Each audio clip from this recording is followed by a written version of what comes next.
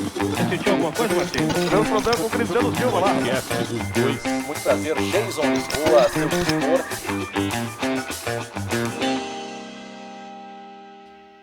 Senhoras e senhores, sejam todos muito bem-vindos ao nosso canal. Se tá chegando agora e ainda não conhece o dos dois, como assim não conhece? Já aproveita de largada e te inscreve no nosso canal. Também é importante você curtir e ativar as notificações. Toda semana tem um convidado especial, histórias sendo contadas aqui no podcast dos dois. Também, não é, Cristiano Silva? No Spotify. Também no Spotify. No dos dois hoje, nós temos o prazer de receber o jornalista Renato Dornelles. Vou botar nessa câmera aqui, pode seguir. Essa aqui, o livro aqui, que é o autor deste livro que eu estou mostrando, Falange Gaúcha, que conta um pouco, ou quase tudo, sobre a origem das facções criminosas no Rio Grande do Sul. Crime organizado? O crime organizado, o desorganizado também. Todos eles. Além do documentário mais visto, o primeiro ou o segundo, Foi o terceiro mais visto em 2017. Que no Brasil. conta a história do Presídio Central aqui de Porto Alegre. Renato Dornelles, mais de 30 anos de jornalismo, mais quase 30 anos de RBS como um repórter policial, dá para dizer assim, Renatinho? Que prazer em tê-lo aqui no Dos Dois. Olha, é um prazer meu, todo meu, participar aqui do podcast dos dois, grande Cristiano Silva, Jason, é um prazer, o prazer é todo meu, com certeza. Obrigado, E além de tudo, é sambista, é carnavalesco, é do carnaval. Sim, com certeza. É do carnaval. Ô, Renatinho, eu assisti o documentário algumas vezes, porque eu gosto do assunto. E aquilo, a gente estava falando fora do ar, aquele motim de 94 do Melara, aquilo faz a gente voltar no tempo.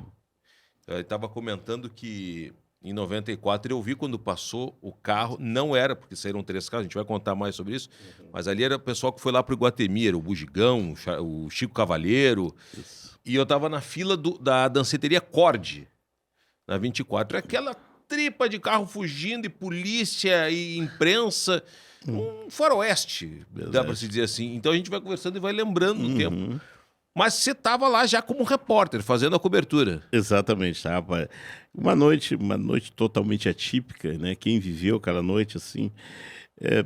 E até antecipo, assim, que eu estou com um projeto que eu quero fazer um filme de ficção em cima daquele motim, daquela noite. Que tem o documentário. Tem o documentário. Agora, fazer... Porque aquilo, por si só, aquilo gera um filme de ficção, né?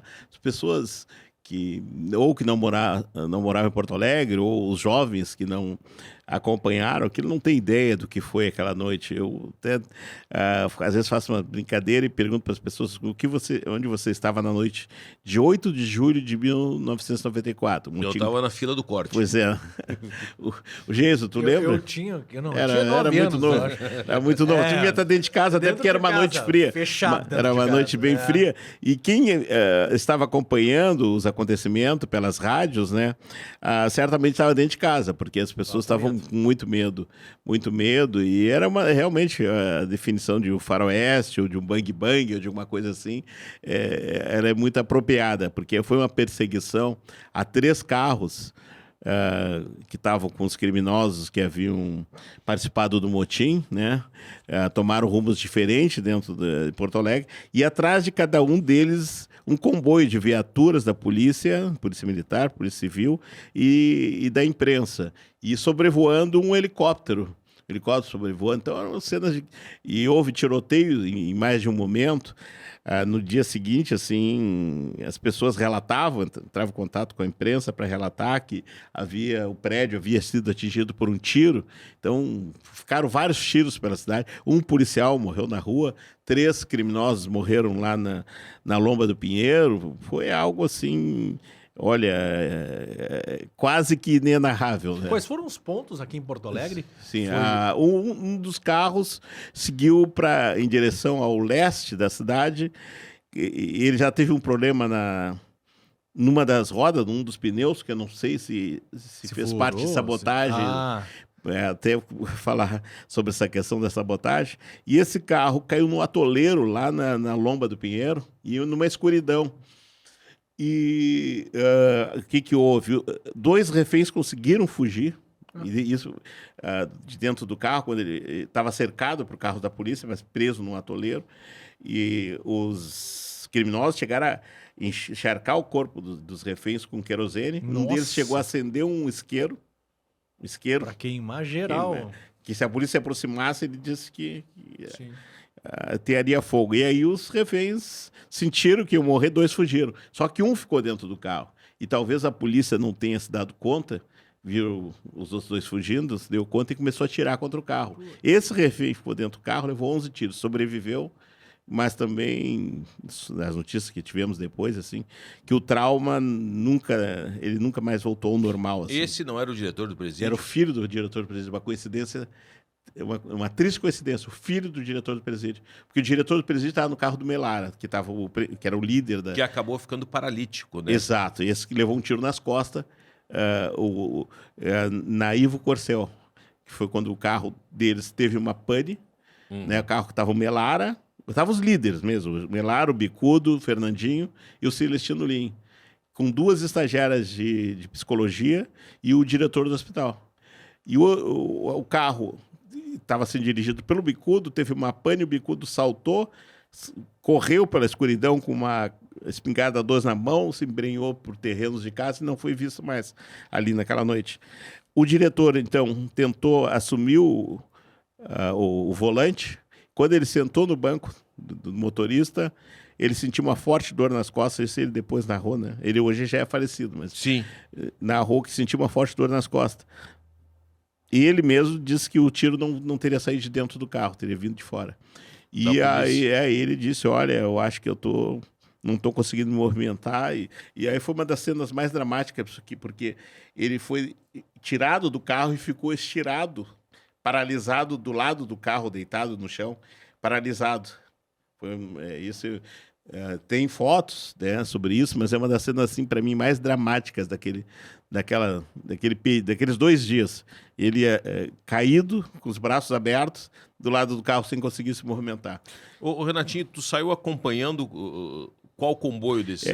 A maioria saiu atrás do comboio do carro do Melara, né? Que é o grande líder. Exato. E só que o outro carro que estava o Chardozinho, o Chico Cavaleiro e o Bugigão, saiu na mesma direção, saiu atrás. Uhum. Só que quando houve essa pane, o carro que estava sendo dirigido pelo Chardozinho desviou e seguiu em frente, aí foi lá na direção do Guatemi. Sim. E esse carro ficou parado ali, a imprensa e a polícia ficaram por ali. E o outro carro aí, até eles tiveram, digamos assim, mais liberdade para fugir, né? Mas mesmo assim o Chardozinho chegou lá na frente do Guatemi, ele bateu num poste. A gente está falando, o carro que ficou na Lomba do Pinheiro tinha o Sarará da Avó, o Pureza e o Boró. Exatamente. Os 3 que morreram. Isso, exato. E o Chardozinho, Chico Cavaleiro, Bugigão e Guatemi. Isso. O outro era o Melara, o Fernandinho e o Celestino Lim. O Celestino Não, Lim. e mais o Bicudo, que nessa primeira pane, que é ele que estava dirigindo, né, mas nessa primeira pane, na pane nesse carro, né, num dos gols, que deram automóveis gols para eles fugirem, na pane do gol eles fugiu a pé e...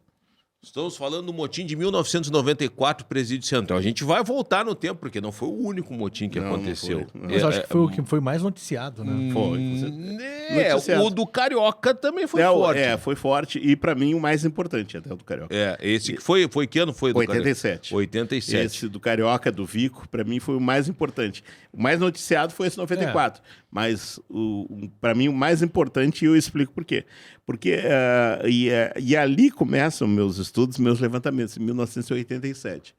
Porque todo mundo já conhecia o Carioca como líder do tráfico do Morro da Cruz, conhecia o Vico como um jovem de 22 anos, mas um dos principais assaltantes de banco do Estado. E me chamou a atenção, porque o motim, a maior parte ali era assaltante de banco, era de quadrilhas de assaltante de banco. Mas me chamou a atenção, por que o Carioca... O de 87, 87, exato. Por que o Carioca estava junto, né? Me chamou a atenção aquilo ali. E nós, da imprensa, ficamos muito próximo do prédio e da sala das 2 salas onde eles mantinham os reféns, que era no 1º e 2º andar do antigo Instituto de Biotipologia Criminal. Hoje é o pavilhão E do Presídio Central, né? 1ª e 2ª galeria do pavilhão E. Do lado havia uma cerca bem simples, não havia muro, E então nós, da imprensa, nos colocamos ali e a gente conseguia falar com eles, com os amotinados. Eles iam na janela, falavam, eles... O que eles queriam? Eles queriam fugir, né? Queriam Só fugir. exato. Mas eles se exibiam, ora, levavam uma refém, botavam arma na cabeça e estava um exibicionismo, assim, total, vendo que a imprensa estava ali. E em determinado momento, o Vico, que era assaltante de banco, e ele gritou para nós: vocês vão ver a quadrilha que vai sair daqui, vai ser uma quadrilha full. Tal. Isso me chamou a atenção. Por que o carioca traficante? Porque aqui no Rio Grande do Sul, antes, o tráfico era tráfico, assalto era assalto. E basicamente era isso, né? Isso. Assalto a banco e tráfico. E aí eu lembrei das origens da falange, da falange vermelha no Rio de Janeiro, que foi quando houve a união do tráfico de drogas com o assalto a banco. Eu lembrei. E aí eu comecei meus estudos, no início as autoridades negavam, mas os presos confirmavam. Está surgindo uma organização no crime no Rio Grande do Sul. Os presos confirmavam. Alguns presos aqui, os presos... E as autoridades negavam, diziam que era sensacionalismo e tal. E ali até que se descobriu que estava realmente surgindo ali, a partir daquele motim, a Falange Gaúcha. A Falange Gaúcha, então, ela tem origem no Rio de Janeiro, dá para dizer assim? Ela é, digamos que uma cópia. Uma cópia A ideia Falange começou original lá. Exato. A Falange no Rio, eu lembro do seriado dos Bandidos da Falange que Isso, teve exato. da Globo. Ela não era uma união de presos políticos com assaltantes no presídio da Ilha do Governador? Da Ilha Grande, no Da Ilha caso. Grande. Na verdade, não era uma união, mas o que acontece? Durante o período da ditadura militar, com a Lei de Segurança Nacional de 1969, todos os assaltantes de bancos começaram a ser recolhidos para o mesmo presídio, lá na Ilha Grande.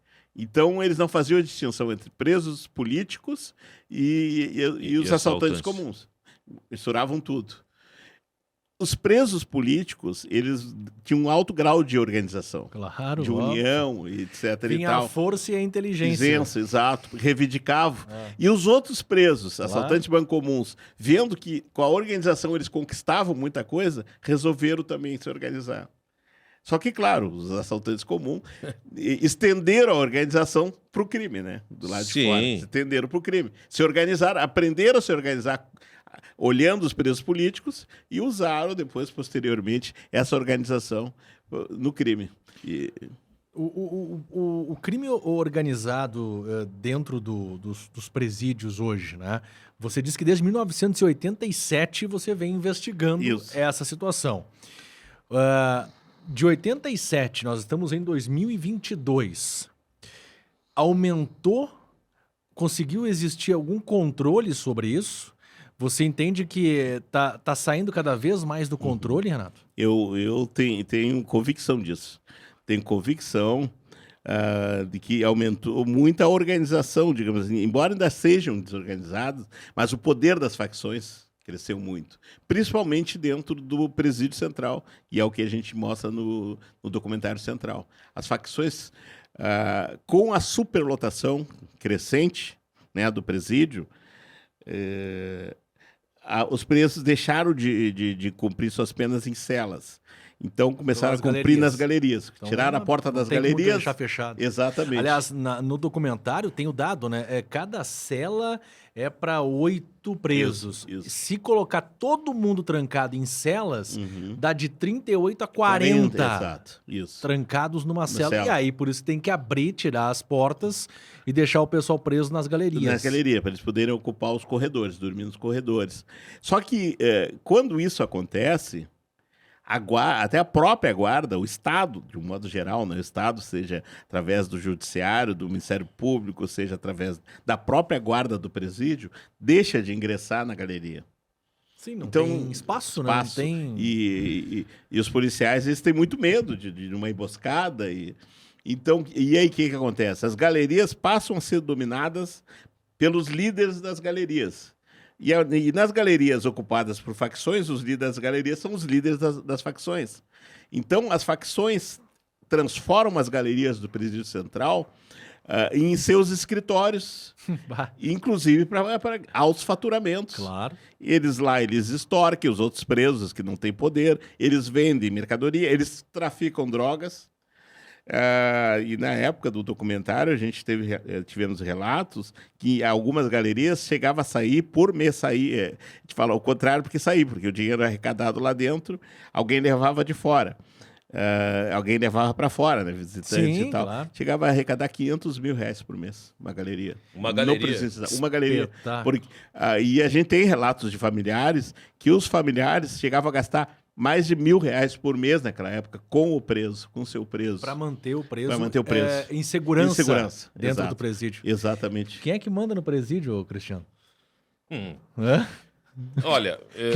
Ouvindo o que o Renatinho está dizendo, quem é que manda no presídio? O documentário, até para você que quer assistir, é o canal Falange, né? Falange TV. No Falange YouTube. TV. Dá para colocar o link aqui, Gui, né? Vamos colocar o link do canal no YouTube do Renatinho. E o importante é que existe até uma certa segurança para quem quer assistir. Não é qualquer linkei. Até para que crianças daqui a pouco não... Sim, exato. Tem uma certa segurança, é bacana. Isso, exato. Mas a pergunta é quem manda. Na verdade, para mim tá claro que é uma... Gestão compartilhada. Com gestão compartilhada, Exato. né? Da brigada que assumiu... Do lado de fora. Exato. A brigada assume os presídios quando acontece o motim lá do Melara, não é? Um ano depois, que foi uma sequência de acontecimentos, né? Em julho de 94 dá esse motim. E em fevereiro do ano seguinte, durante o carnaval da maior fuga em massa, 45 presos fogem. Aí a gestão do governador Antônio Brito disse, não, vamos tomar uma medida. Entregou as principais prisões do Estado para o controle da brigada por 6 meses. Só que são 6 meses que duram até 2022. Espetáculo. E ali... Só que porque eu perdi, quem é que fazia antes? Antes era a SUSEP. Só os guardas, os agentes da SUSEP. Isso. Que no documentário está ali uma gestão compartilhada. Embora na época o tenente-coronel comandava, que agora esqueci o nome. O Oswaldo. Ele não... Não, a gente Ele tinha um discurso político. Exato. Mas ali foi entrevistado também o Major Albuquerque, né? Isso, exato. Que já tinha um discurso diferente. E tinha um outro major também que disse, que se isso acontecer, não tem por que estar aqui. Exato. Era o Major Guatemi. Exatamente. É que o tenente-coronel Oswaldo, ele... Tudo bem, eu entendo as ações dele. Ele, como diretor, como homem de confiança, ele assumiu a defesa do Estado. Entende? Não, ele negava tudo e tal. Não é uma faculdade de bandidos. Não, exato. Ele dizia isso. Não. Só que aí depois o preso que estava lá há mais de 20 anos, ele dizia, é uma universidade. É uma universidade. O preso que deu a entrevista, né? Teve um que lá estava lá dentro, com a camisa do Inter. Ele, digamos assim, aquele ali, para mim, é um sociólogo autodidata. Porque ele aprendeu... Forjado a facão dentro Exatamente, porque ele aprendeu caiu tudo ali? com a prática. Ele chegou a dizer? Tinha crimes, ele caiu no vício das drogas, por isso que ele fala muito na questão da droga. No momento ele diz assim, quem nunca, né? E tal. O cara cometeu aquele crime por causa de uma droga. E aí acabou cometendo, sei que tinha homicídios, tinha crimes graves, até assim, assalto, homicídio e tal. Mas ele ficou lá mais de 20 anos, então ele conhecia muito... e ele era muito observador, então ele sabia muito como é que funcionavam as coisas dentro do presídio. E ele deu um depoimento, esse preso, é importante, que diz, experimenta tirar a droga. Isso, exato. De dentro da cadeia. A cadeia vira. A cadeia vira os presos tomam conta. Então, aí acaba... Aí... Ninguém controla, como ele disse. Mas vamos combinar também, né? E isso também é um dado apresentado no próprio documentário, né, Renato? Se todos os presos resolvessem fazer um motim, todos, 100% do presídio, os 300 policiais que estão lá não iriam conseguir nada. Por isso que tem que existir, ou existe, né, esse acordo entre as partes. Claro, exato. Porque, claro, e nisso o coronel Oswaldo ele fala muito claramente. Né? Ele disse, só teria um meio, um novo Carandiru. O que aconteceria? Eles começariam a atirar indiscriminadamente. Um monte de gente e estrategicamente também, hoje, não, o BOP até não está ali, mas antes era o BOI, a sede do BOI, que era ali do lado. Que é do lado ali. Do ladinho. Então, qualquer coisa que acontece, não são só os 300 que estão ali, ou que... Então, vem o pelotão de choque e invade com tudo. E aí, realmente, vai ser uma matança geral, uma né? carnificina. Porque uma carnificina. Então, mas aí que começam os acordos. E isso até nesse livro que eu e a Tatiana escrevemos e lançamos em dezembro, Paz nas Prisões, Guerra nas Ruas, fala muito sobre isso. E aí, nesses acordos, o que acontece? Basicamente é assim. Que são os chamados prefeitos, que são os líderes das galerias, que têm as suas prefeituras, que é tipo um secretariado, né? O prefeito e seu secretário. Sim. Mas dentro dos 400, não chega a 30, 20 mais ou menos, são os poderosos dentro das galerias. Há os acordos entre a brigada e eles, que digam, não deixe ninguém fugir, não pode ter morte. Isso foi um acordo com o juiz Brususka, né? Não pode ter morte lá dentro. E os caras cumprem mesmo, sabe que na época do Falange Gaúcha era muita morte dentro do sistema. Hoje, praticamente, chega a esse índice muito próximo de zero. Fuga, morte, sem fogo em colchões, esse tipo de coisa, sem motim. Mas aí a brigada deixa as galerias para a dinâmica dos próprios presos. Do tráfico. Do tráfico. Lá dentro eles fazem... O papel deles é controlar a galeria. Agora, a brigada não intervém no que eles estão fazendo lá dentro, né? No crime lá dentro. Deixa eu ver se eu fiz bem a minha lição de casa antes da entrevista.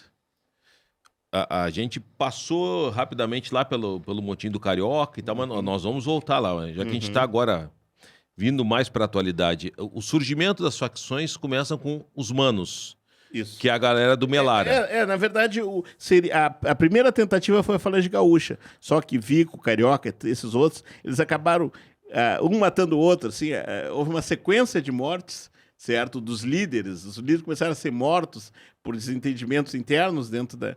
E aí que vem alguém do segundo escalão e se sobrepõe, que é o Melara. O Melara, no início, ele era segundo escalão. Sim, nós vamos voltar lá até, mas só para não perder esse fio.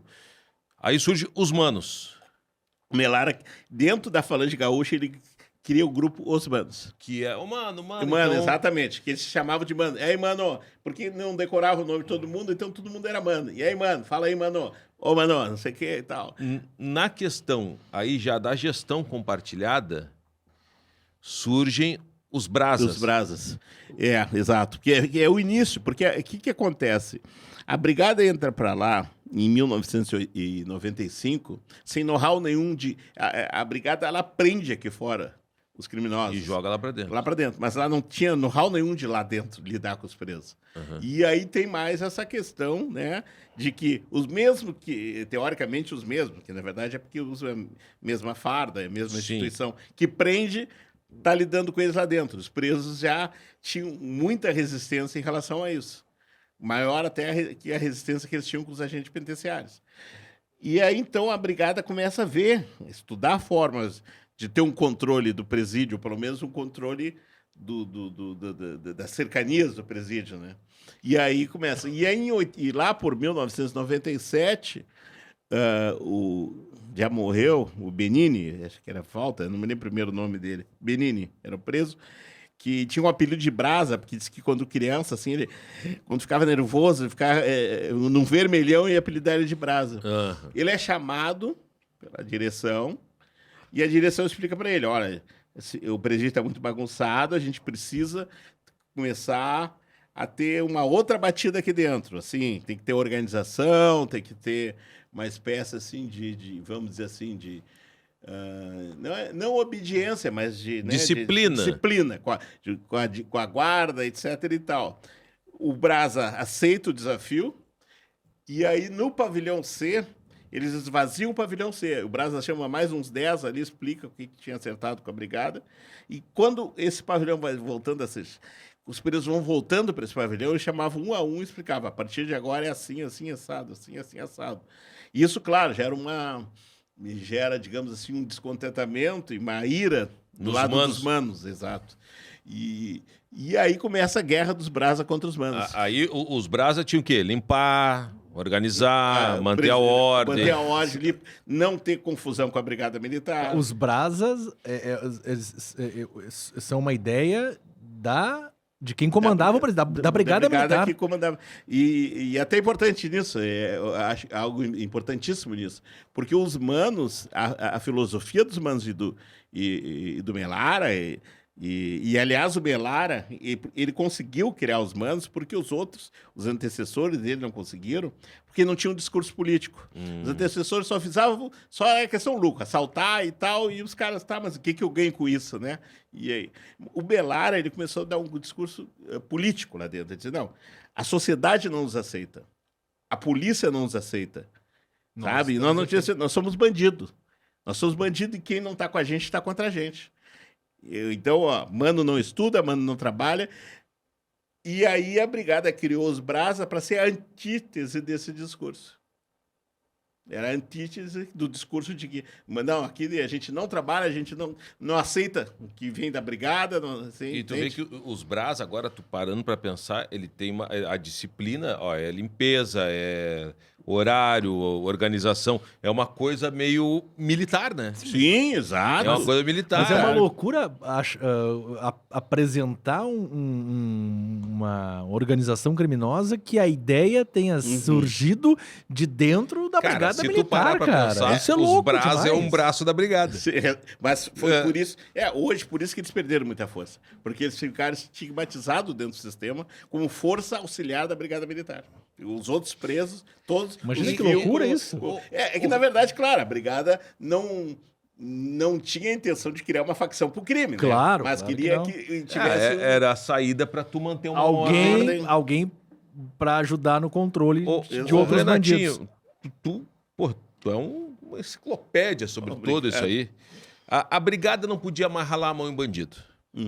E quando alguém saía da linha, dizia pro Brasa, presidiário e tal, eles é que ralavam a mão para botar a disciplina naqueles mais revoltados? Tem uma questão polêmica justamente nisso, que houve entre um major, que depois veio falar com a gente, depois que a gente fez o primeiro, foi o curta-metragem, O Poder Entre as Grades, que antecedeu o Central, né? Porque um teólogo e não foi só o teólogo, um promotor também falou a mesma coisa. Eles diziam o seguinte, que dentro desse acordo com a Brigada, a Brigada, quando um preso, digamos assim, descumpria a regra ou fazia qualquer coisa, algum ato de indisciplina, a Brigada comunicava, ou não a Brigada em si, mas alguns PMs comunicavam o líder dele. E o líder que aplicava a reprimenda, é o que dizem. Não temos comprovação disso. E quando foi divulgado, a Brigada pediu direito de resposta? Não pediu direito de resposta, mas reclamou, disse que aquilo não era verdade. Mas não pediu direito de resposta. Aí tem os Manos, os Brasas e vem os Abertos. Que eu sempre, quando os Abertos é uma facção, os Abertos, eu pensava que era dos Abertos Novo. É de lá na Zona Sul. E não tem absolutamente nada a ver. Como é que é isso? Exato. Quando começa a se polarizar o presídio entre Manos e Brasas, aí vem a turma que não queria nem um lado nem o outro. Daí disse, não, eu me abri, não estou nem com Mano nem com Brasa. Aí, então, Abertos vem de uma gíria. Tô abrindo fora. Tô abrindo fora, me abri. Aí surgem os Abertos, que ganham aí o seu espaço, porque não queriam estar nem com um nem o outro, ganham um pavilhão, e com a ideia de que ali cada um fazia a sua, tipo, cada um com a iniciativa própria, iniciativa privada, cada um, sabe, Virou uma microempresa. Com seus objetivos, Tu tem as grandes eles. empresas, agora eu sou um microempresário. O microempresário, sou eu. Exatamente. O que eles tinham em conjunto era a proteção, né? Se protegiam. Mas cada um fazia o seu negócio. O Cristiano tinha um negócio dele lá, o Geiso dele, o Renato dele. Cada um na sua. Cada um na sua. Diferentemente das outras facções, onde uma liderança, alguém, né, superior, é que comandava tudo, os negócios, tudo. Como é que se troca de facção, hein, Renato? Fiquei curioso com isso agora. De uma facção para Pois outra? é, Não porque... recomendo. Não, pois é, porque o cara tá numa facção. Não quero mais fazer parte de vocês aí. Isso não é tu que tá na Guaíba e vai pra Gaúcho. Não é. Não, isso eu tenho certeza que não é assim que funciona. Olha, nós temos casos, até um caso... E eu não tô falando de dentro do Não, tem um presídio, caso, eu falo no... todo lugar. algo pode ser tão grave assim. Um dos casos, assim, a gente cobriu, uma menina de 12 anos foi assassinada na Lomba do Pinheiro, ela foi sequestrada no Beco da Tamanca, se eu não me engano é esse o nome, na Vila Tamanca, e levada até ali a Lomba do Pinheiro, onde mandaram ela caminhar e foi executada pelas costas. 12 anos. E duas coisas se descobriu. A polícia descobriu que estavam relacionadas ao crime. Uma, que ela ia em festa em várias... E isso é uma coisa que eles têm que ter muito cuidado. Ia em festa em várias, digamos assim, vilas, em várias comunidades diferentes. E as facções não gostam que uma pessoa da sua comunidade vai em festa na comunidade alheia. Acho que é leve trás. Sim. Mas o mais grave disso é que o irmão dela, dentro do presídio central, tinha trocado de facção. Tinha saído do pavilhão de uma facção e ido para outra. A morte da menina de 12 anos foi Pra pagar vingança. Vingança porque o irmão dela trocou de facção dentro do presídio. Saiu do pavilhão de uma facção. E isso eles fazem...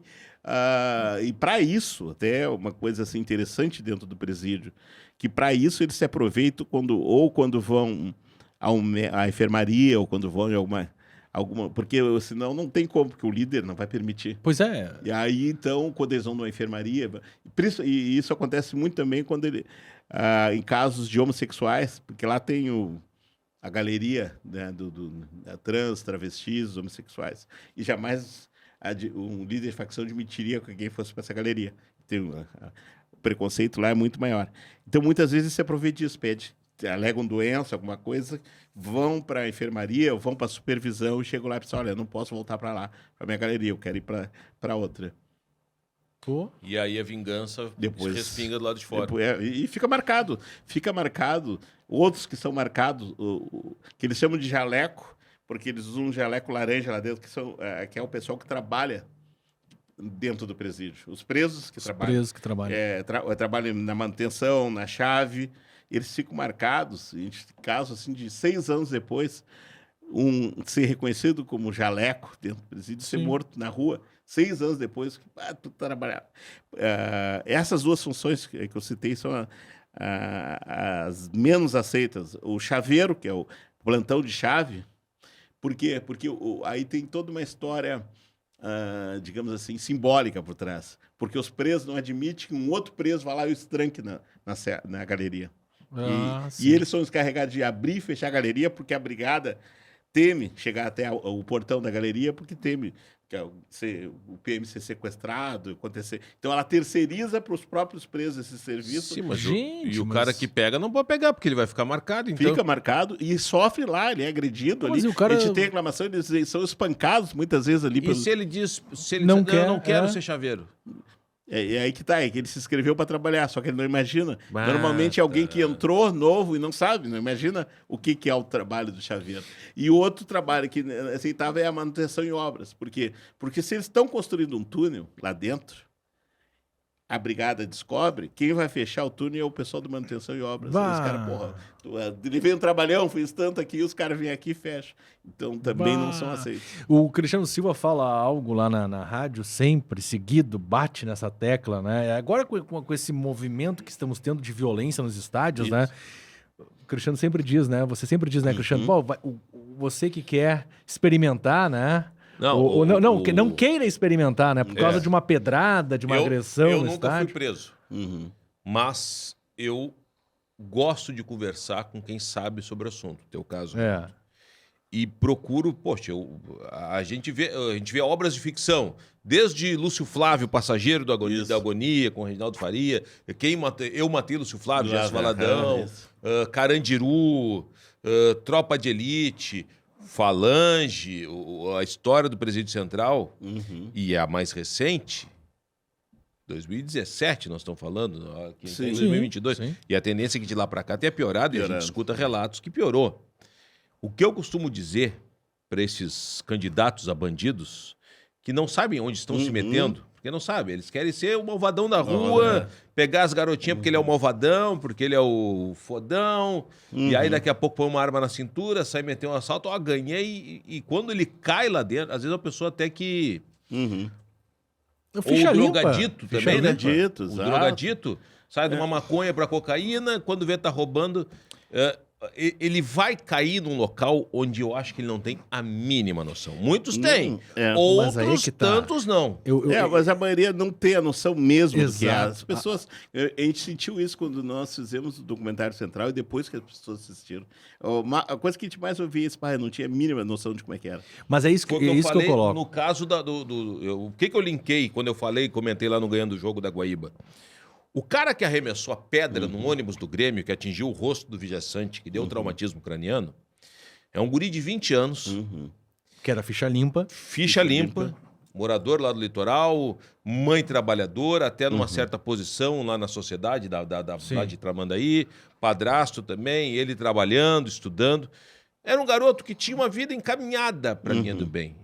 Ele arremessa a pedra porque ele alega que estava bêbado, viu todo mundo jogando, arremessou a pedra Poderia e ter foi matado. preso. Ficou na quarentena aqui em Sapucaia, no presídio, por causa do Covid. Presídio, claro. Aí conseguiu o habeas corpus. Ele já está fichado. É. Ele já vai fazer concurso, Mas- a vida dele já foi. Já Mas, foi, mas o exato. interessante disso, e a gente falou sobre isso lá no iniciozinho, lá na nossa conversa, quando um cara como esse, que tem uma vida tranquila fora do presídio, é ficha limpa, ele cai dentro do presídio, ele cai dentro dessa universidade do crime, como é que ele é recebido, Renato? Porque ele vai ter que ele vai ter que ser acolhido por alguém Claro. lá dentro. Vai chegar miudinho. A polícia vai fazer a pergunta, que nem você disse há pouco lá, Sim, onde é que tu mora, né? Como é que é para um cara Claro. que tem uma vida social estável aqui fora, Claro.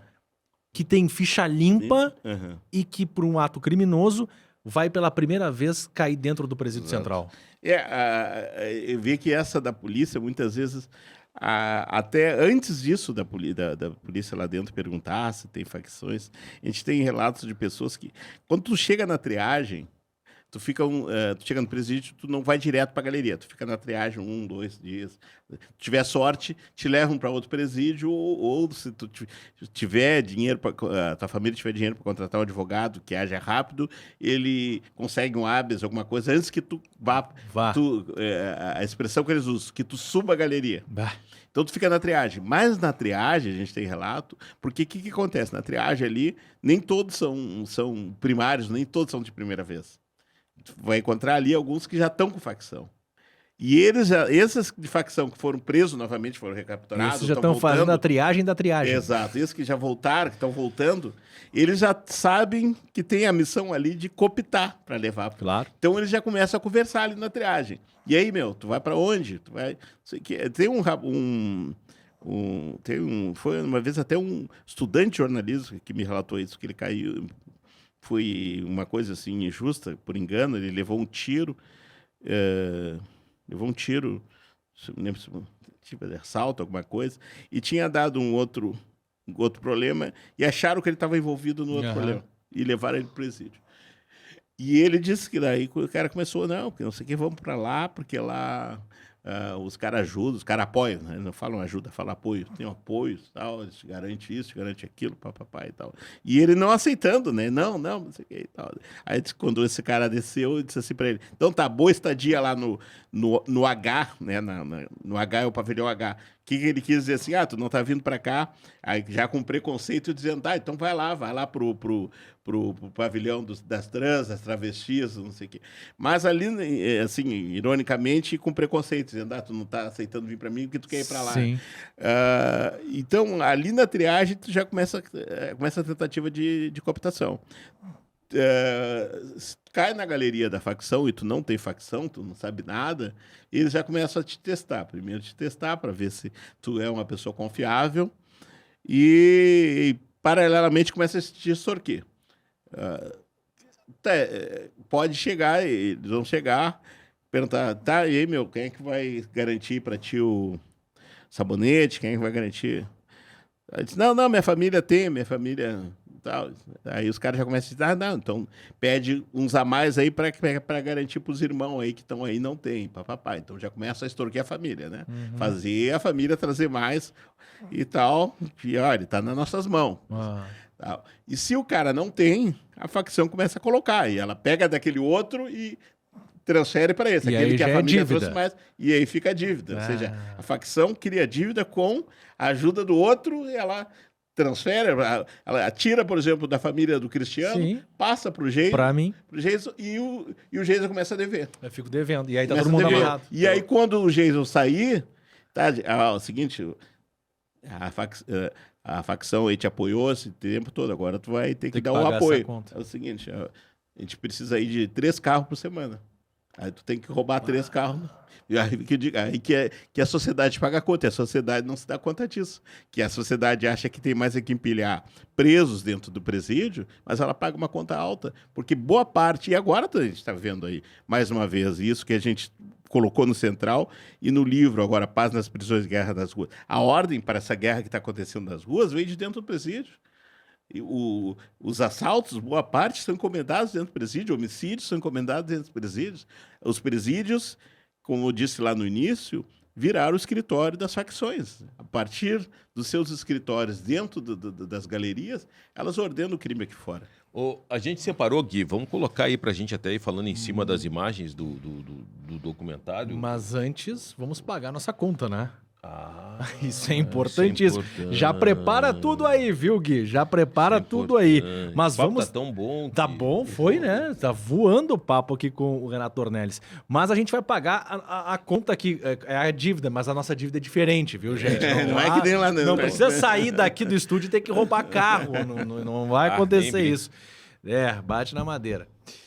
Já te inscreve no nosso canal se tá chegando agora. Se tá pegando o papo pela metade, gente, faz o seguinte, mesmo sendo programa de estreia ou não, volta lá no início e acompanha desde a largada do episódio desta semana com o Renato Ornelis falando sobre a situação envolvendo o crime organizado aqui em Porto Alegre.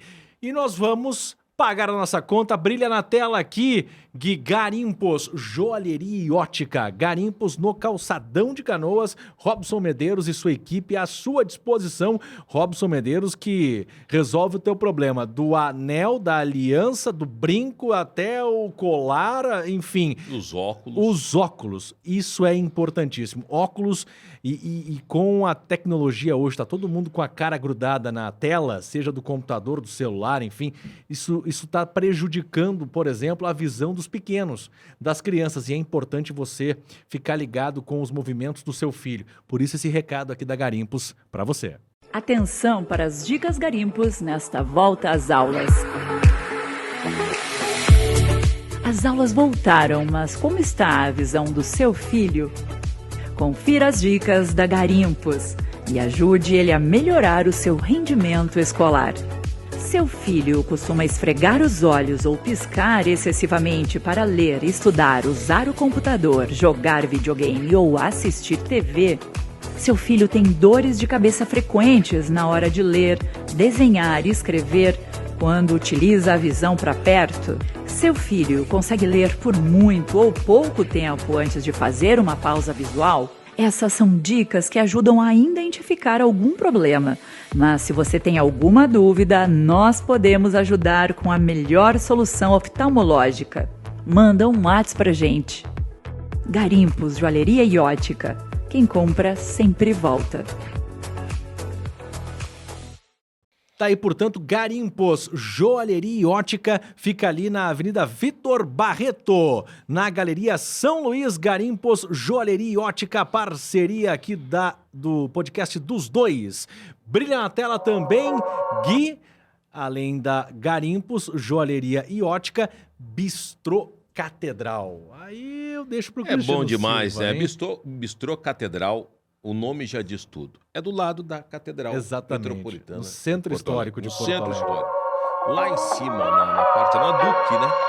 Tem Isso, a na Catedral do lado. Tem a Rua Espírito Santo, você vai atravessar. Espírito Santo tá no Bistrô Catedral. Almoço, cafezinho na tarde, happy hour de noite. Vou tomar um vinhozinho, tá esfriando agora um vinhozinho, vai E a lá feijoada? e dá uma E a olhada. feijoada? Feijoada, almoço no sábado, feijoada, meu amigo. Nosso convidado, viu, Feijoada. Renato? Nós Ó. vamos lá, vamos te levar no Bistrô Catedral. Olha, e uma feijoada baiana. Bah, Aos sábados tem feijoada, viu? Meio-dia, sábados tem... E olha, camarãozinho empanado. Vai se transformar na biscoitinho catedral do biscoitinho camarão. de bacalhau, bolinho de bacalhau. Não, mas vale também bolinho de biscoitinho. bacalhau, picanha na chapa. Então, Bistrô Catedral. Vai lá que não vai te arrepender. Não tem arrependimento no Bistrô. Catedral também é parceiro do podcast dos dois. Brilha na tela também, Gui, Hubble Celulares, na Avenida Sertório 892. Tá com um problema no teu equipamento eletrônico, no celular, leva lá na Hubble Celulares, Avenida Sertório 892, tem estacionamento. Ah, é na Sertório, tem estacionamento no local gratuito. Vai lá, leva o teu problema que você volta reconectado com o Renatinho mundo. do Carnaval é quase em frente a Império da Zona Império. Norte. Exatamente, conhece como nunca. Então, assim, a Hubble Celulares está à sua disposição. Tá com um problema no teu celular? A Hubble Celulares te reconecta com o mundo. Brilha na tela também, Gui.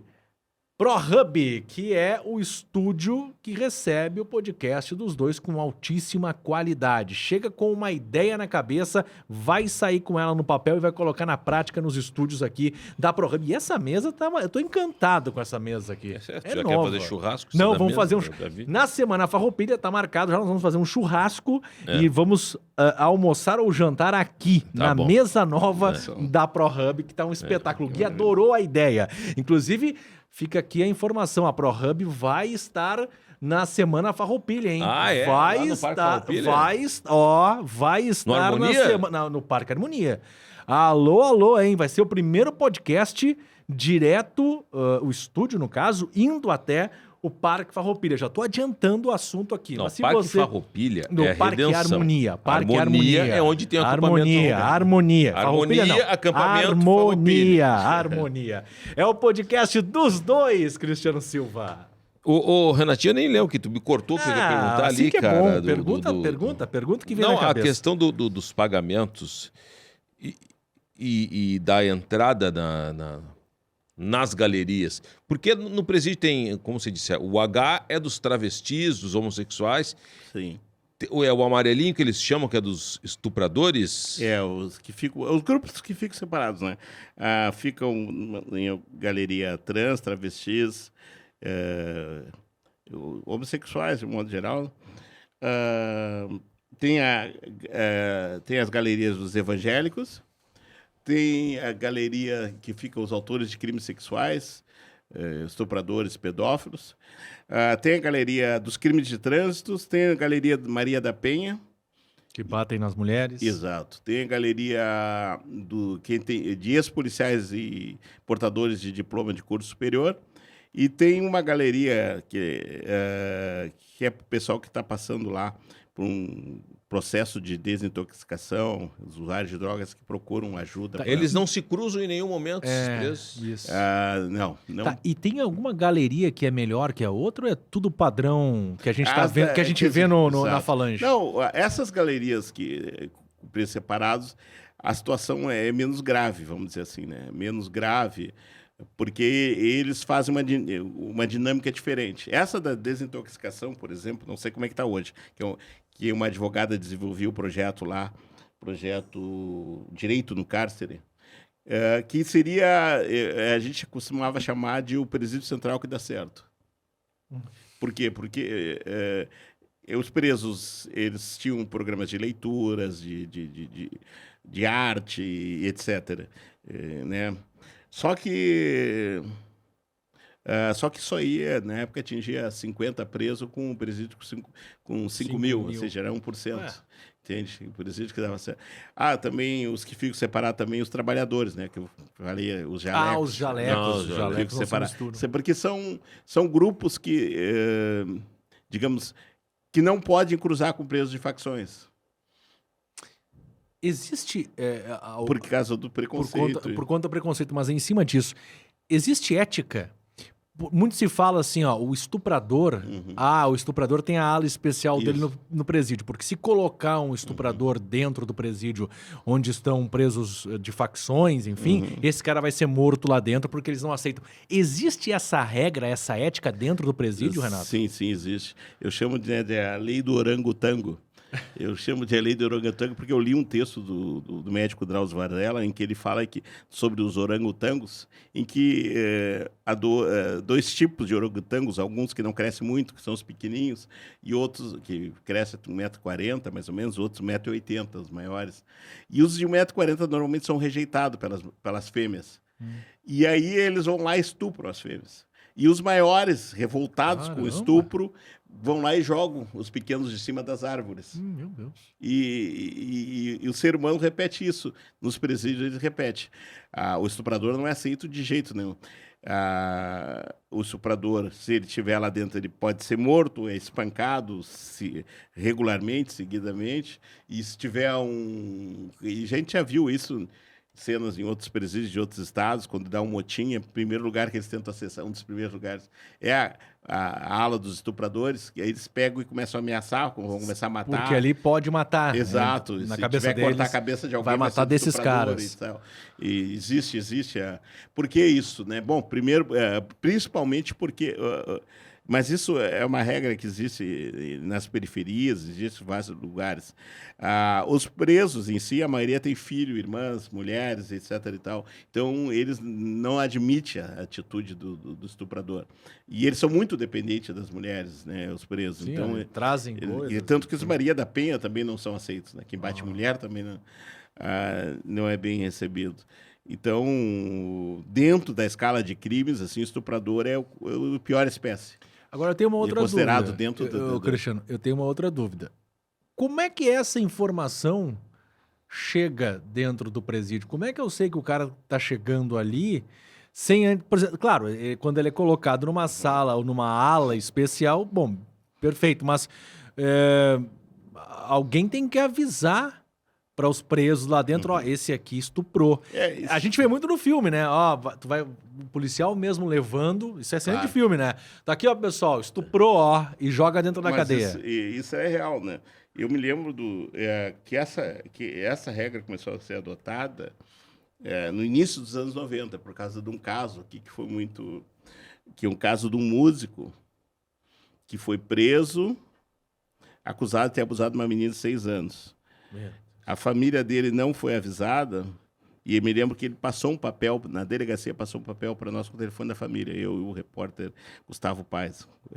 E aí avisamos a família dele. Diógenes, o músico Diógenes.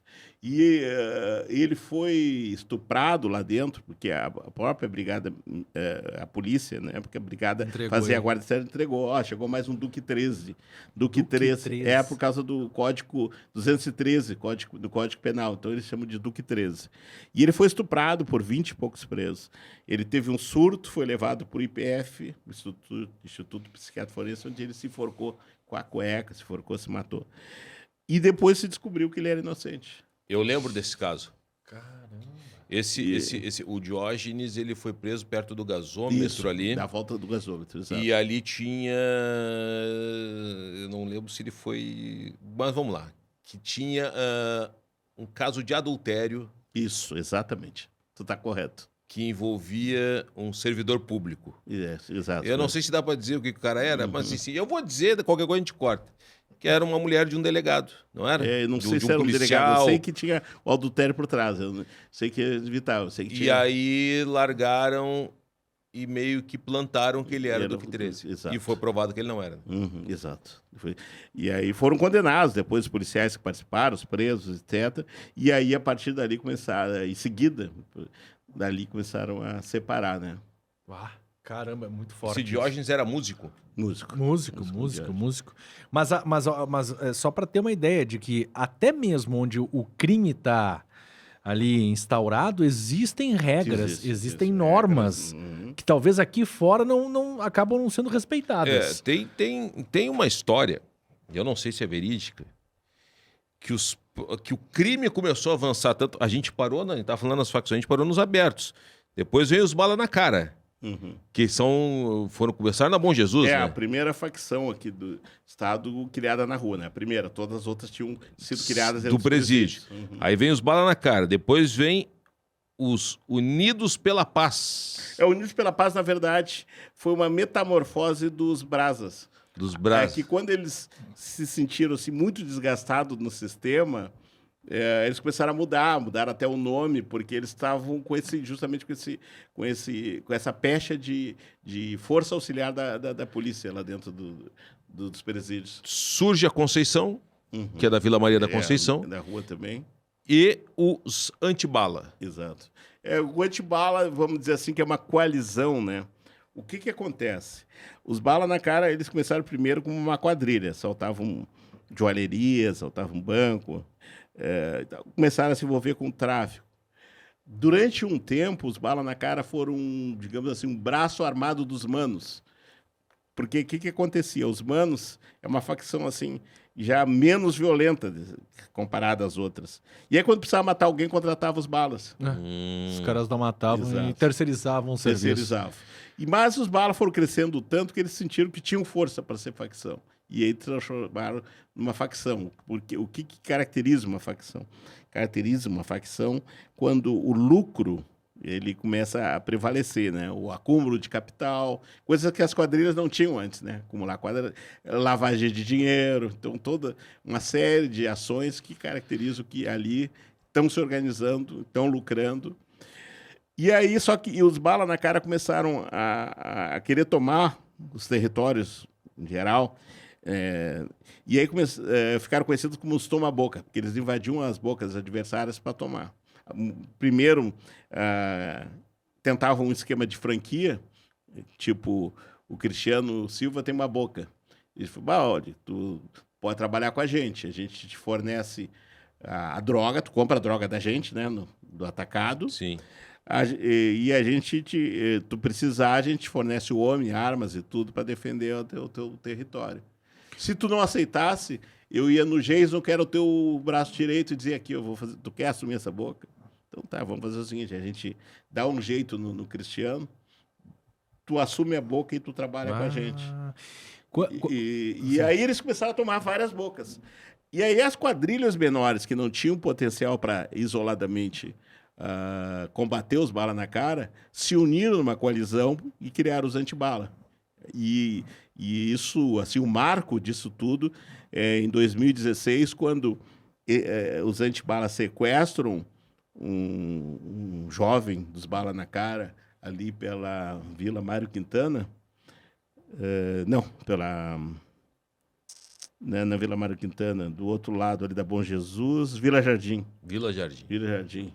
E aí, eles, assim, uma simbologia macabra, matam esse jovem, colocam a cabeça no bairro Bom Jesus, que é o berço dos Bala na Cara, e o corpo enrolado, envolto num edredom, com a inscrição Bala nos Bala, na Vila Mário Quintana, que é outra área forte dos Bala na Cara. Ali, os anti-bala, como coalizão, decretam guerra aos Bala na Cara. Teve muito disso, né? Depois um aí período começa de mostrar força, cortava a cabeça, largava. Aí começa filmar, o cara abrir a cova e morrer e matar os caras lá dentro. Exato. Aí começa, digamos assim, a fase de maior barbárie do crime no Rio Grande do Sul. Né? Qual é a principal facção hoje aqui em Porto Alegre? A mais organizada no estado todo são os Manos. São os que ainda são os Manos? Ainda são. Que tem maior arrecadação. Eles se baseiam muito no modelo estilo PCC. E, inclusive, são sócios não, eles trabalham junto com o PCC. Aliados. Trabalham com negócio, né? Eles são os mais organizados, que mais lavam dinheiro, que mais tem mais patrimônio, mais os Bala na Cara cresceram então muito. Dá para dizer que o PCC entrou no Rio Grande do Sul? Não dá para dizer que entrou, porque não tem ações, não tem um nome, mas eles... A ideologia... Mas eles trabalham junto com os Manos, eles, né... eu costumo dizer que o gaúcho é tão bairrista que é um dos poucos estados onde não tem PCC nem Comando Vermelho, porque aqui só cita as facções aqui. Até isso. O gaúcho é bairrista. A gente é gaúcho demais. Mas nessa aí não dá. Para comemorar não dá. Os métodos são os mesmos. Parecidos. Como é que você, que desde os anos 80 trabalha lidando com os bandidos, não sendo policial, mas jornalista, né? Como é que você viu a questão Tim Lopes? Porque talvez ali tenha sido o maior trauma, ou o primeiro grande trauma que o jornalismo investigativo acabou sofrendo, né, Renato? Claro. Não, é exato. Para mim, esse foi um divisor de águas, eu diria assim, né? Foi um divisor de águas. Eu acho que para boa parte da imprensa. Porque sempre tinha ideia, e principalmente se tratando de Rede Globo, né? Tinha ideia, assim, de que não, que havia instituições intocáveis. Sim. E pelo crime, inclusive, né? E se circulava livremente, ia assim, em qualquer parte da periferia, isso não só no Rio de Janeiro, no Rio Grande do Sul. Aqui você e tal, fazia isso, por exemplo. Exato. Mas quando mataram, e das circunstâncias e as razões pelas quais Tim Lopes foi morto, né? Porque ele havia feito uma reportagem premiada numa comunidade sobre a feira da droga, em que ele, com uma câmera escondida, mostrava os traficantes vendendo drogas livremente, e gritando, inclusive, como se fosse uma feira de hortifruti granjeiro, uma feira do peixe, né? E aí eles reconhecem o Tim Lopes, que foi lá fazer uma outra reportagem sobre prostituição de adolescentes nos baile funks. O Tim só fazia reportagem investigativa sem mostrar o rosto. Exato. Sem mostrar o rosto. Mas ele foi reconhecido, e aí foi sequestrado, foi morto daquela maneira. E aí se deu conta, né, que a criminalidade já não queria mais saber, e que a imprensa, mais do que nunca, era considerada um grande inimigo E aí tu mudou o teu... Comecei a tomar muito mais cuidado, comecei a ter muito mais, digamos assim, prudência, né? Ela chegou a ser ameaçada em algum momento? Tu temeu pela tua vida em algum momento? Sim, teve momentos assim tive momentos tensos. Eu acho que assim, 2016 eu estava fazendo uma reportagem que estava se falando muito em refugiados na Europa. E eu falando, aqui nós temos nossos refugiados, são pessoas que estão sendo expulsas das suas comunidades, das suas casas pelo tráfico. Vamos fazer a matéria e tal. E eu fui a alguns lugares. Num dos lugares que eu fui, eu tinha que falar com uma família, que o pai da família tinha se oferecido para falar, só pediu, né, descrição para que no momento de fazer reportagem. E eu cheguei na frente da casa, mas o carro, pedi para o motorista me deixar muito longe, caminhei. Só que alguém avisa, sempre tem alguém, eles sempre tem olhando. E aí, a todo instante vinha, e eu já reconheço um sinal que eles dão, né? Vinha adolescentes em motocicletas, em motos, sem capacete, e começavam a empinar a moto atrás de mim. E isso eu já notei que é uma forma... Porque durante as filmagens do Central, inclusive, também isso aconteceu. Nós tivemos que trabalhar o som, porque um morador do entorno do Presídio Central estava nos dando entrevista e o motoqueiro ficou acelerando ali perto. E aí esses meninos vinham e começavam a acelerar, e eu disse, acho que está complicado. Aí até para não pôr a família também em risco, não só eu desisti daquela entrevista naquele momento, saí. Teve um outro homem que estava jurado de morte por um líder dos antibala, e o filho dele já tinha sido morto, e ele era um pequeno empresário, deixou a vida dele para trás e foi ver como um andarilho, fazer bico aqui, bico ali, e ele entrou em contato com a gente, e aí deixou um telefone, eu liguei para o telefone tarde para marcar com ele, e ele disse assim, amanhã eu te ligo de manhã, só disse isso assim, e ligou com outro chip e me marcou comigo, daqui a 1 hora, ali na frente da Prefeitura de Alvorada. Eu fui na frente da Prefeitura de Alvorada, daí ele conheceu e tudo, ele agora vamos para Viamão, vamos dar entrevista em Viamão. Era uma série de coisas, porque se ele fosse reconhecido em qualquer momento, ele sabia que estaria morto. E quem estivesse junto, certamente seria executado junto. Então, tive assim, momentos de tensão, momentos de... nessa mesma reportagem também, que a mulher disse assim, não, vem muito cedo, porque os traficantes começam a sair para a rua aqui às 9 e pouco, eles trabalham de noite, eu cheguei lá às 7 da manhã, saí de lá às 8h30, eles não estavam na rua, então a gente conseguiu fazer. Caramba, cara. Essa é a... É a realidade. Esse é o lado do não, jornalismo que mas pouca gente conhece, porque hoje a nossa profissão ela está muito em descrédito, né, Renatinho? Muito, E tem muita gente que se diz jornalista do nada. Eu tenho um blog, eu sou jornalista, aquela Exato. coisa toda. Então isso aí nivelou tudo por baixo. É uma pena. Jornalistas como tu, Renatinho, a gente tem que dar mais visibilidade para mostrar para esse povão aí fora como é que se faz jornalismo. Como é que se faz? Eu vou dar um spoilerzinho, tá? Pode ser? Vivendo, né? Vamos lá. Um trecho do filme, Gui. Nós vamos falando por cima, não precisa botar o áudio. Olha ali, ó. Esse é o Central. Esse é o Presídio Central. Visto de cima, olha aí. Pra quem nunca viu, né? Tu consegue reconhecer as galerias aí?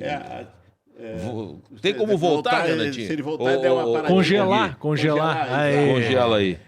Aqui, ó, perto do Geiso, vai aí à frente, esse aí. Esse pavilhão foi derrubado. Durante a nossa filmagem foi derrubado. É o pavilhão C onde surgiram os brasas. Foi derrubado no final do governo Tarso Genro, a um turno do segundo... Aliás, a uma semana do segundo turno, esse pavilhão foi derrubado. Que era onde era dos brasas. Dos brasas, exato, C.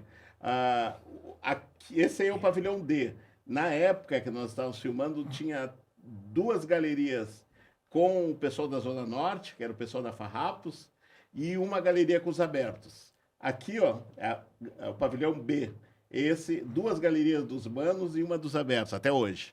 Dos abertos. Dos manos e dos abertos. Mas aqui o A... Onde que seria? Esse aqui, ó. Não, mais para aqui. Esse é o A, que era uma galeria dos remanescentes dos Brás, Unidos pela Paz, e em cima a Conceição. Aqui não está aparecendo o F, que seria para cá, que era onde ficavam os balas na cara. E lá na frente, lá, o que é? Administrativo? Administração, lá onde o Geiso mostrou agora há pouco, é a administração. Sim. Do lado ali, lá na frente... Então aqueles carros lá. Ali é o estacionamento, daí tem o pavilhão, que é eu estou procurando aqui, não estou localizando, aqui visivelmente solta o vídeo pra gente ir mexendo, Gui, pra gente ver. Ó, daqui a pouco pode ter outras imagens do documentário. Aí nós estamos vendo já imagens do... Os muros, essa cara. É serpentina de... Isso aí hoje estão nas casas, a serpentina, aí tu vê, antes era para presídio. Verdade. Isso aí. Esse documentário está no canal no YouTube. O Falange TV. Falange TV. Você quer assistir esse documentário, Falange TV no YouTube. Olha a estrutura, cara. Olha o que é o negócio. E você, o metido a marginalzinho, olha onde é que você vai parar se começar a fazer coisa errada aí. Seria interessante se ele pudesse depois ir para frente para mostrar porque isso aí é importante, né, que como nós não tínhamos acesso a o distintivo do Inter lá, pavilhão C, que o Brasa era colorado, o Brasa que mandou pintar aquele que o Brasa, que hoje é morto, ele que mandou pintar aquele distintivo lá. Que mostrar o interior da galeria com os presos. Acho que a gente separou, a gente fez um compacto aí. Vai passando aí, que tu vai que foram imagens, porque como ninguém entra na galeria quando tu entregou a câmera para as câmeras para os presos, foi negociado, foi... Olha o estado dos colchões aí. Foi algo que demorou muito. E quem fez as filmagens, tudo ok. Os caras aceitaram, depois não teve... Não. Foram 2 galerias de facções que aceitaram, né? Tá. As outras não aceitaram. As outras... Bom, perfeito. Porque eu vejo o cara filmando e falando, não tô mostrando o rosto. Aí daqui a pouco aparece a cara de um. Porra. Mas quem recebeu a câmera... aceitou de boa. Não, e também como é que é respeitado, né? Porque não poderia ser qualquer um que eu imaginei que não ia entregar para qualquer um. Eu imaginei.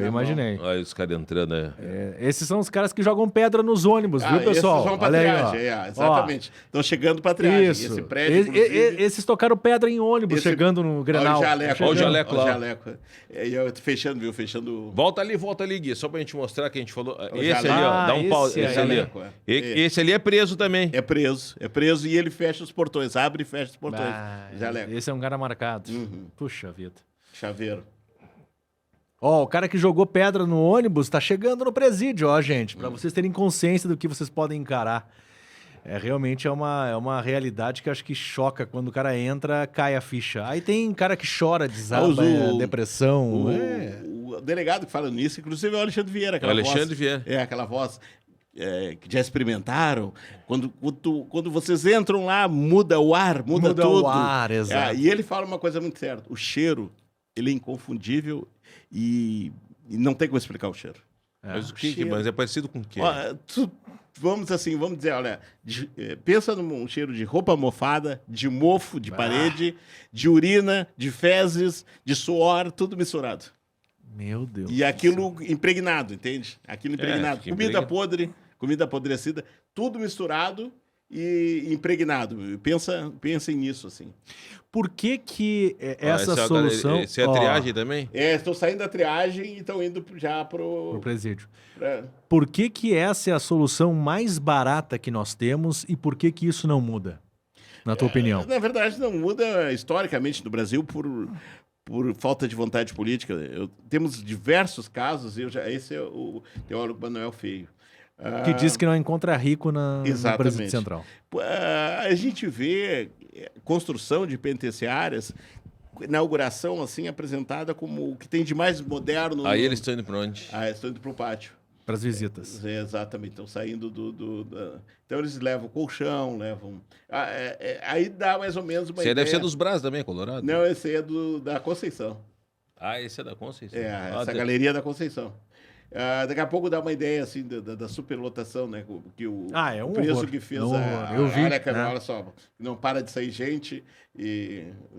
Por isso que eu digo, se esses caras... tem que ter esse acordo mesmo, porque se esses caras se unem, todos eles, não vão ser 300, 400 policiais olha só. que vão parar. Olha só, gente, olha só isso. Não estão todos em quadro, né? Já não, saíram vários. Claro que não. Como é que foi com a Covid agora, hein? Pois é, cara, eu tô assim muito surpreso disso, assim, surpreso que felizmente assim não afetou tanto os presídios, porque eu imaginei assim que numa lotação dessa seria uma catástrofe. Ia ser um Carandiru, né? Exatamente. Mas você ia falar da questão dessa ser a solução mais barata. O Estado não investe. Não investe. E entrega tudo para a polícia, que entrega ao que a gente está vendo para o crime dentro do presídio, né? Exatamente. O Brasil começou a adotar a pena de prisão como principal forma de punição logo depois da independência. A programação vai fazer 200 anos. Daqui, lá em 1930... Pelo jeito mudou pouco. 1830, etc. E tal. Muito se vê assim, inauguração de presídios como os presídios mais modernos. Só que depois para os investimentos. O investimento é na hora da construção. Constrói, inaugura, às vezes inaugura até sem estar pronto. Depois para os investimentos. E quando para os investimentos, começa a crise. O Presídio Central está com... Ele é de 59, mais de 60 anos. Nossa. O Presídio Central é um queijo suíço, né? Exato. E queijo suíço? É cheio de buraco embaixo. E aí foi construído, na época, 600, depois aumentou para 1.800, 1.900 a capacidade, mas já recebeu mais de 5.000. Tu imagina as condições sanitárias, condições de esgoto, sabe? Com 3 vezes mais o número de presos. Não tem como recuperar água, ninguém.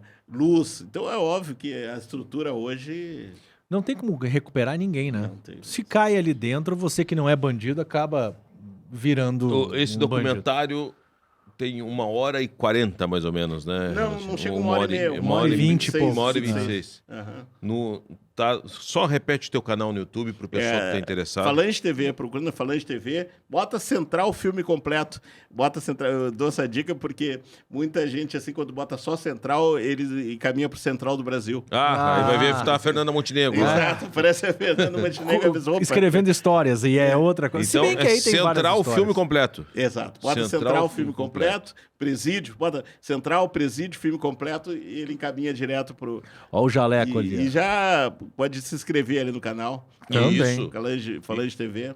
Te inscreve no nosso canal também, né? Por favor, tá chegando agora aqui, te inscreve no canal, deixa a tua opinião, curte, compartilha esse vídeo, espalha pra geral, porque foi um baita bate-papo com o jornalista Renato Tornés. Renatinho, vamos só, eu prometi falar lá do Morro da Cruz, a origem, basicamente tudo, a gente já está encaminhando o encerramento. Então, lá no Morro da Cruz, naquele motim que o Carioca liderou, o Carioca, na verdade, ele substituiu o Anão. Isso. O Anão, que era um bandido que veio do interior do estado, né? Isso. E que era uma espécie de dono do morro, Isso. onde não deixava faltar nada para ninguém. Exato. Eram os chamados bandidos Robin Hood, né? No Rio de Janeiro tinha umas figuras assim, inicialmente assaltantes, depois traficantes, que era diferente de hoje, porque naquela época, porque se fala no bandido romântico, que era o bandido que não tinha preocupação de enriquecer. Uhum. Ele traficava, o Anão, no caso, era tráfico já, não era assalto. Ele traficava, vendia, ganhava o dinheiro dele, ficava, sabe, vivia, tinha uma vida mais ou menos, bem mais ou menos, se comparar hoje, mas ajudava as pessoas ali da região, né? Não estou defendendo, não estou dizendo que Sim, eu estou te entendendo. Mas ele comprava gás, comprava leite, comprava bala para as crianças, comprava, sabe, remédio. Porque no documentário, por detrás das grades, o segundo que tu fez ali, O Poder Entre as o Grades. Poder Entre as Grades, tu entrevistou moradores da época do Anão, isso. que eles um chora. Um morador chora quando lembra do Anão, ele chora. pelas benfeitorias que fez. Exatamente, ele chora quando fala do Anão. Responsabilidade social. E, Isso é dito no filme Tropa de Elite. E a coisa foi se aperfeiçoando. Depois o Carioca, ele já botou métodos do Rio de Janeiro, né? Porque o Anão, ele recebia proteção, evidentemente, porque, claro, ele ajudava a comunidade retribuía com proteção, mas aí o Carioca já organizou um pouco mais, já criou um exército, já botou meninos para fazer quer dizer, a única função, né, na época que davam para... só fazer os fogueteiros, campana, exato. Não usava foguete, mas avisava ali quando tivesse a polícia chegando e tal. E assim a coisa foi evoluindo até que hoje, assim... E depois do Carioca foi Jorginho da Cruz, né? Foi Jorginho da Cruz. Ficou pouco tempo, né? E o Jorginho da Cruz... Porque o Jorginho da Cruz tinha uma grande rivalidade com o Melara. Aliás, com a morte do Jorginho da Cruz, é que aí começa a se idealizar os Brasa. Porque o Melara... o Melara, durante anos, batalhou, brigou até que o Jorginho fosse morto, porque o Jorginho era o entrave para o Melara ter o domínio geral tanto que ele queria o domínio do tráfico, como também queria ter o controle geral sozinho, hegemônico das cadeias. E o Jorginho era o entrave. Ele conseguiu matar o Jorginho, conseguiu que matassem o Jorginho, né? Não foi o Melara que matou, mas em 1996 e em 97 no Central surgem os Brasas como oposição. Jason Lisboa, e aí, Jason? Histórias, hein? A gente pode ficar aqui mais umas 5 horas Vamos falando aí. ficar. Deixa eu só agradecer mais uma vez aos nossos parceiros, os parceiros do podcast dos dois. Estamos no Spotify também. Deixa o teu comentário aqui, curte, compartilha, ativa notificações, te inscreve no nosso canal, por óbvio. Agradecendo demais a Garimpos. Garimpos Joalheria e Ótica no Calçadão de Canoas. Grande seu Robson Medeiros e sua equipe prontos para bem atender você. Ali no Calçadão de Canoas fica a Garimpos Joalheria e Ótica. Também brilha na tela Gui Bistrô Catedral aos sábados, gente, tem feijoada e, claro, um almoço extraordinário para você de segunda a sexta-feira também. Busca lá matar a tua fome no Bistrô Catedral e alto nível também, champanhe, o Cristiano Silva sempre fala, e tem camarão, vai se transformar na Catedral do Camarão em Porto Alegre, o Bistrô Catedral. Também brilha na tela, na nossa tela aqui dos dois, Hubble Celulares, fica na Avenida Sertório 892, tá com um problema no teu smartphone, leva na Hubble que o pessoal te devolve a solução. Cristiano Silva. Falange Gaúcha, nesta câmera aqui, é o livro que deu origem ao documentário do Presídio Central. É o livro que, digamos assim, que deu origem a vários outros trabalhos, né? Primeiro veio o Poder Entre as Grades, citado por ti, que é um curta de 26 minutos e que é totalmente baseado no Falange. E aí, a partir dali, eu e a Tatiana disse, não, a gente não pode parar por aqui. Aí fizemos o Longa Central.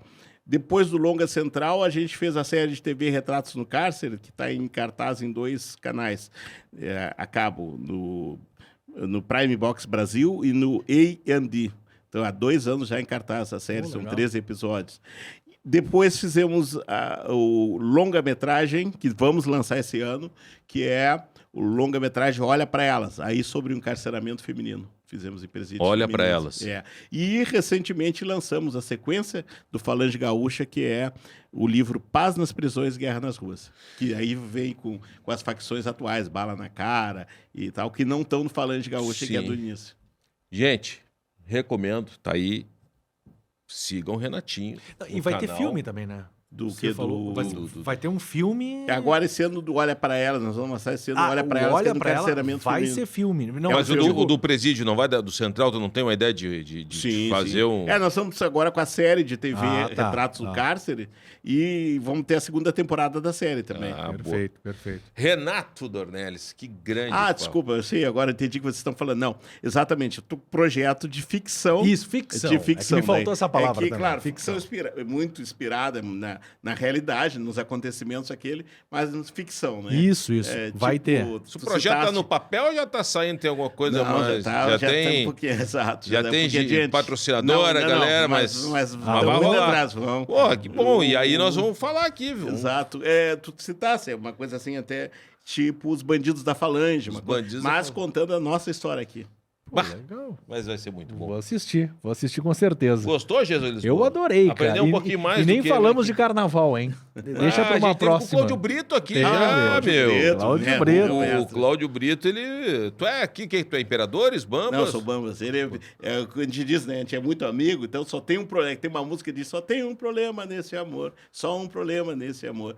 Eu sou Bamba, e ele é imperador. Muito bom. Renatinho, obrigado mesmo, cara, Muito por aceitar obrigado. o convite. Muito obrigado. Eu agradeço mesmo a oportunidade, um ótimo podcast, né, dos dois. Muito obrigado mesmo para vocês. Valeu. Estamos também no Spotify, galera. Muito obrigado. Curte, compartilha, espalha pra geral o vídeo de hoje, o bate-papo, o episódio com o Renato Dornelles e até uma próxima. Um grande abraço. Tchau. Tchau. Porra. Sentiu alguma coisa, Marcinho? Tivemos problema com o Cristiano Silva lá. Muito prazer, Jason Lisboa, seu editor.